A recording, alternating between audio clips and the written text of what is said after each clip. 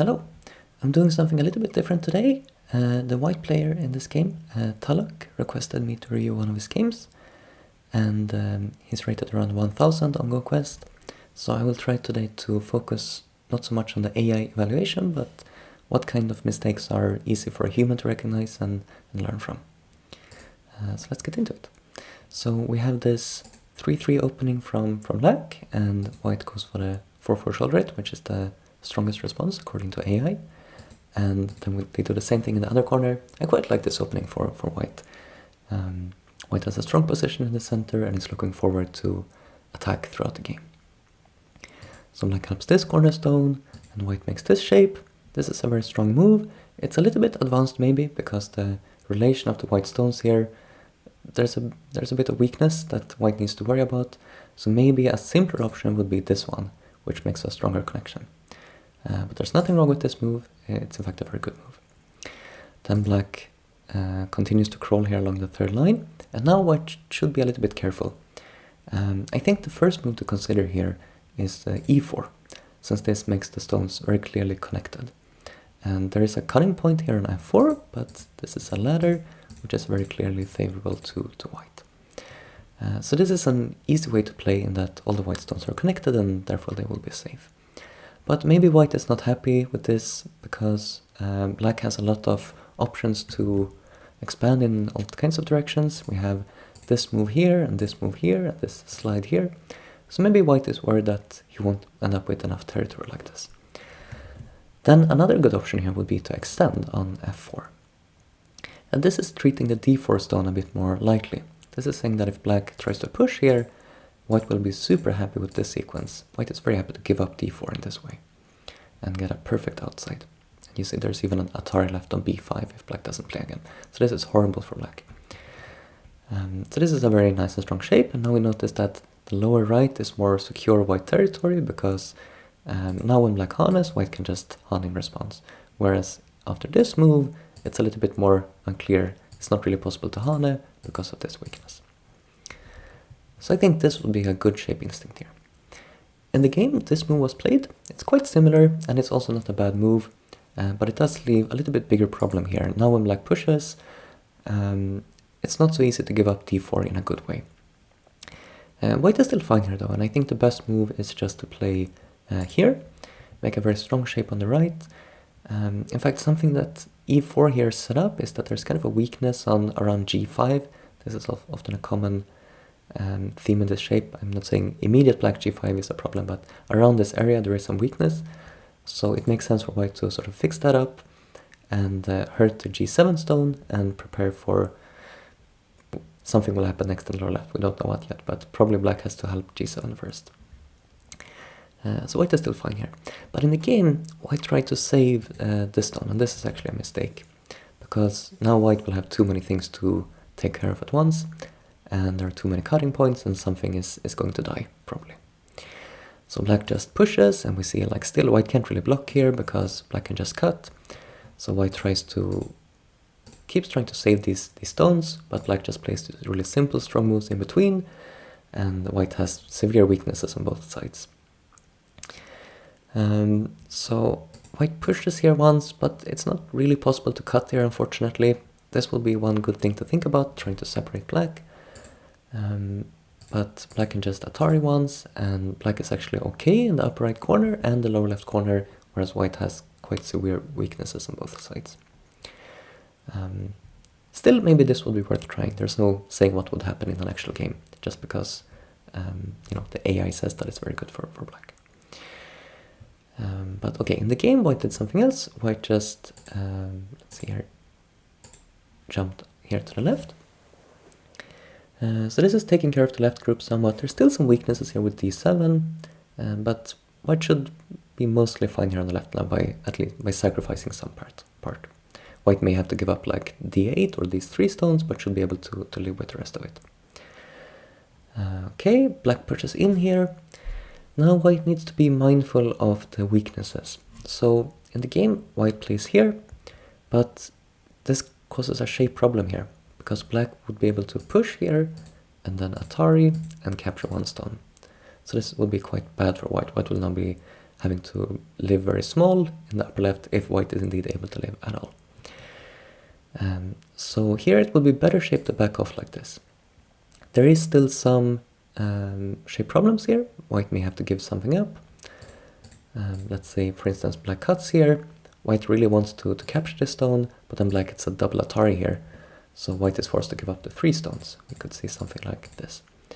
But at least white lived with most of it here, and this is, still, I think, yeah, the game is bad for white at this point, but locally this is one of the best results white can expect.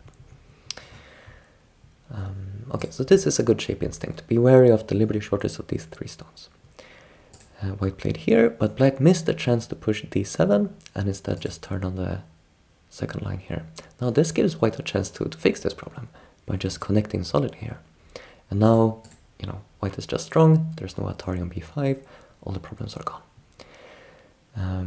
I should note here that I said I wasn't going to focus too much on AI, but I can't resist mentioning a few things.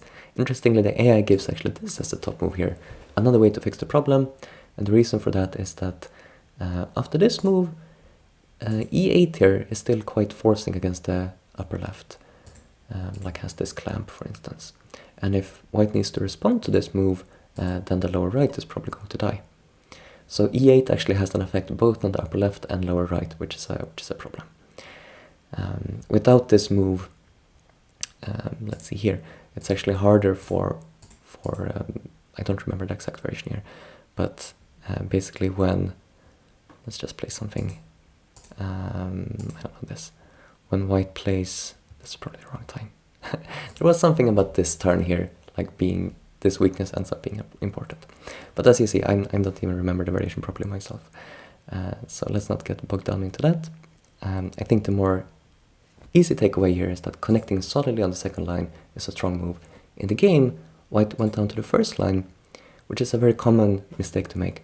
This seems like it's 1 point better than playing b5, but it leaves a lot of shape weaknesses, so this is almost never a good move. It's almost always better to connect solidly like this.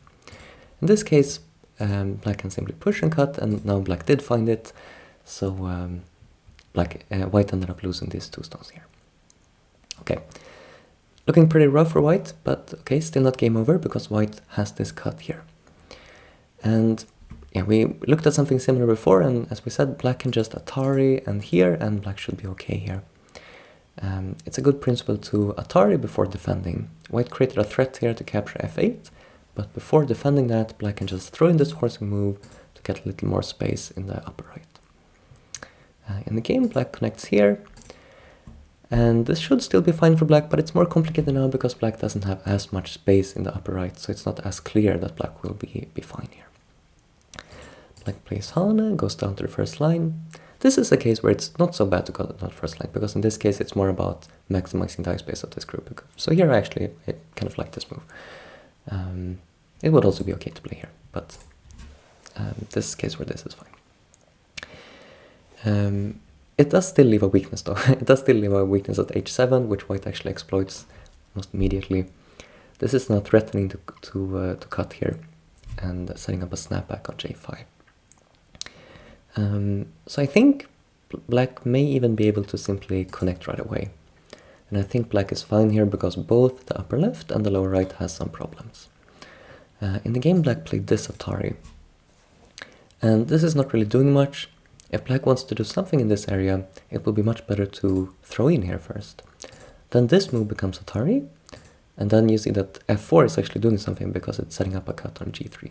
However, black still kind of needs to come back up here, so white will get a chance to fix it, so it doesn't do much. But this is sometimes very useful strategy to be aware of. Throw in 1 stone to, instead of getting f5 Atari, white gets the f4 Atari, which is more useful. Okay, in the game black played f4 in Gote, which is not as nice. And okay, white fixed, so actually both players are missing the important part here. Both players should just be playing here at every move. And you may be wondering, like, is black really alive here? It's not clear that black has 2 eyes, but it is actually okay thanks to the fact that white needs to live in the upper left. And let's say white lives like this, now there will be some problems in the lower right. So this is the reason that the AI actually says that black is significantly better here, because it's not easy for white to save both sides. And just locally, black also has this center against the upper left. This is threatening d9. So black does have a way to live locally, but just living is not really good enough for black. So that's why, yeah, this is kind of the main idea. That if black can just have enough liberties with this move, black doesn't need to ice, because one of the white groups is probably going to die. Okay, back to the game. We had this one and this one. Okay, so we just played a normal endgame, and finally white was the one who got the cut here.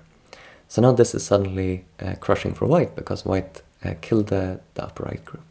Black attars one stone, but white just has a snapback. So now all of this is dead. The best black can do in this position point-wise is actually this clamp here, which is kind of a nice tsuji. It doesn't help white to atari here, then black just cuts, and now like everything is dead. We see that these two stones are alive, and this white group here just has one eye. So in response to this clamp, white will be forced to do this and capture here. But now the black stones are dead. There's no way for black to get enough liberties with them, and white is easily winning this. So black tried something else in the game. Black played this Hane, threatening two stones. White just connects, goes down here, trying to gain some liberties, but white has plenty more liberties. And now this is maybe the I'm going to call this the losing move, even though it's not actually the losing move. But white should just block here. This is the way to keep it really simple. White has enough, even though white doesn't have two clear eyes in the corner, technically black can play b9. White has more than enough liberties to capture black. There will be no contest here who is going to get captured first. Especially because white can reduce black to no eyes with this throwing. So this would keep the game really simple, but I think white may have been in time trouble at this point, because both players start to play some really crazy moves here. Let's see. So white plays the throw in immediately, and black extends, white captures, black captures this stone, white plays here. Again, it would be better just to play a8, this would keep the game simple. This is still okay, white could still simply capture the upper right group, but the final mistake is here, when white plays g9, this is now losing. If white had played e9 or j9, white would still win this capturing race, but by playing this move, now the big group is lost here. Even if white captures the ko, black can just connect, and the big group will die. So white did well to sort of weather the sort of difficult mid-game, and finally get in this cut, which made it a bit complicated.